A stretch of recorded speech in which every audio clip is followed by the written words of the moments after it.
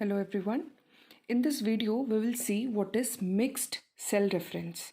Okay, in my previous video, I have already discussed about the cell reference and the types of cell reference, and the third type of cell reference is mixed cell reference. It means that it is the combination of both absolute and your relative references. ठीक है, तो यहाँ हम लोग थोड़ा देखते हैं. Different table है और दो अलग अलग टेबल हैं. एक है टेबल 1 और एक है टेबल 2. ओके, सो यहाँ हम लोग तीन चीज़ को कंपेयर करके देखेंगे. पहले हम लोग रिलेटिव देखेंगे, फिर एब्सोल्यूट देखेंगे, फिर मिक्स देखेंगे. Okay, so suppose I have a table 1 and I have three values 20, 50, 30. Okay, and I want to add them. So let's begin.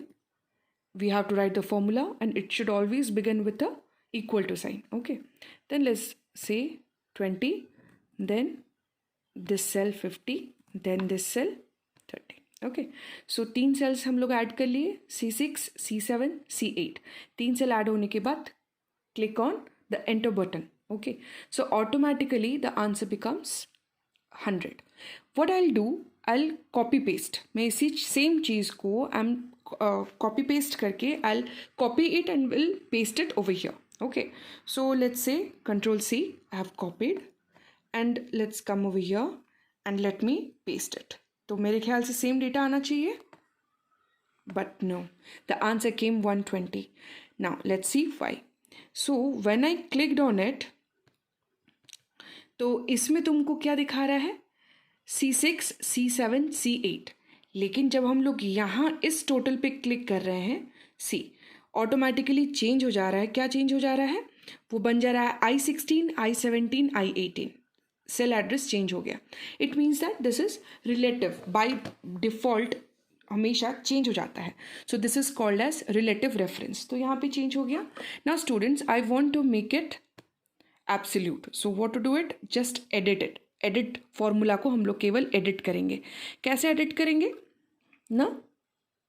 हम लोग को लगाना है $, हर एक के पहले रो नंबर. सॉरी, सी. तो यहाँ पे भी $, लगाना है. मैंने लगा दिया. और यहाँ पे भी $, लगाना है. सो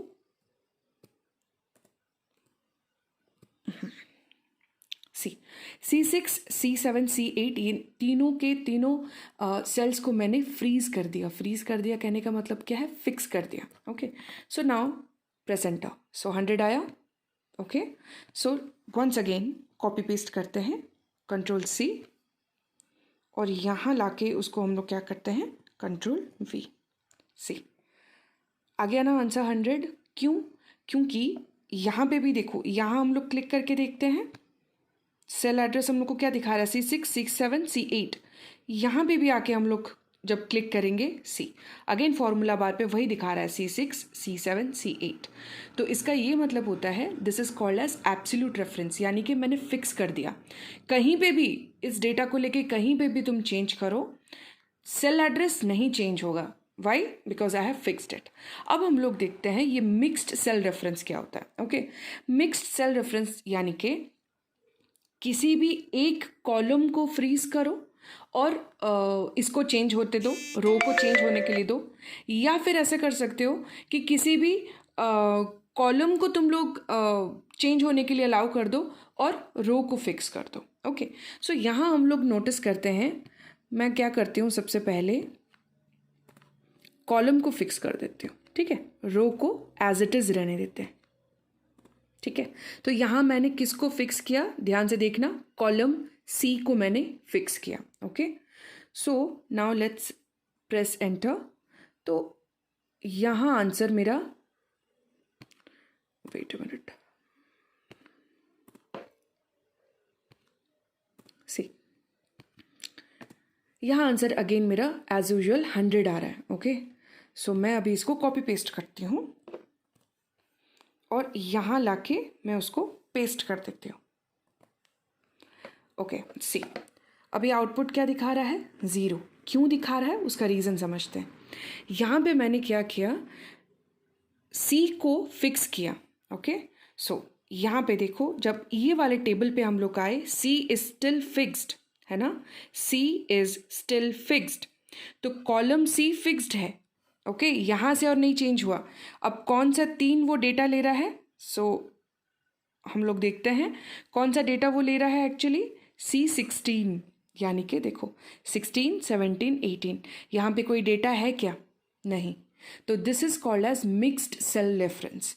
मिक्स्ड सेल रेफरेंस का मतलब क्या होता है ना, किसी एक कॉलम या फिर रो को फ्रीज करना और उसी से डेटा हम लोग का चेंज हो जाता है। ओके, हम लोग इसको, तो यहाँ पे ज़ीरो क्यों दिखाया, उसका रीज़न समझ आया। यहाँ पे ज़ीरो इसीलिए दिखाया, यहाँ पे ज़ीरो इसलिए दिखाया क्योंकि वहाँ पे सी को तो फ्रीज़ कर लिए थे लेकिन रो को फ्रीज़ नहीं किए थे। तो इसके हिसाब से रो क्या आना चाहिए, 16, 17, 18, है ना।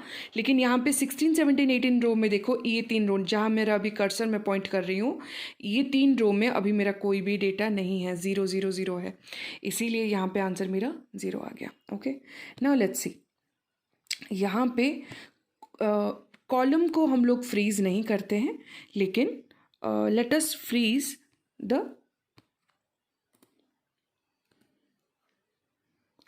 रो को यहाँ पे हम लोग फ्रीज कर देते हैं। Okay, just a minute,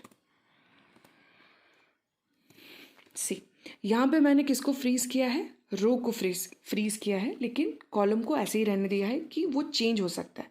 let's press enter, तो एज यूजुअल 100 आ गया। इस पे हम लोग कंट्रोल C करते हैं और दूसरी जगह पे लेके पेस्ट करते हैं। ओके, यहाँ हम लोग पेस्ट करते हैं C।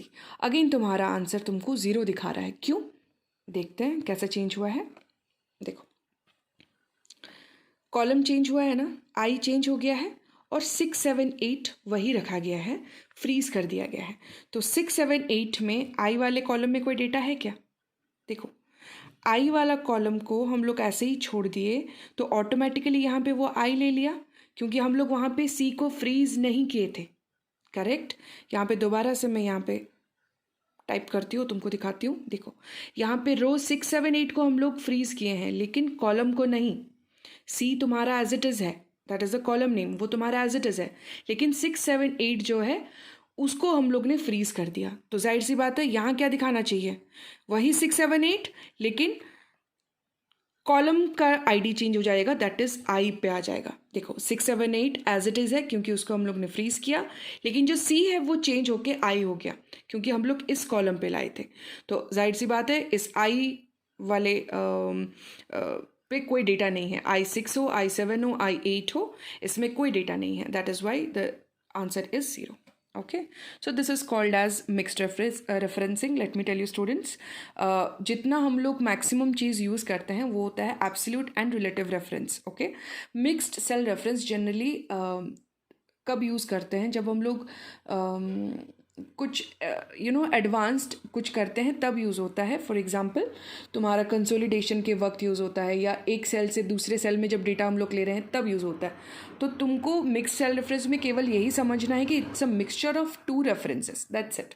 ओके, और ये एग्जाम्पल ठीक है तुम लोग को प्रैक्टिकल जानने के लिए, this example is good. Thank you.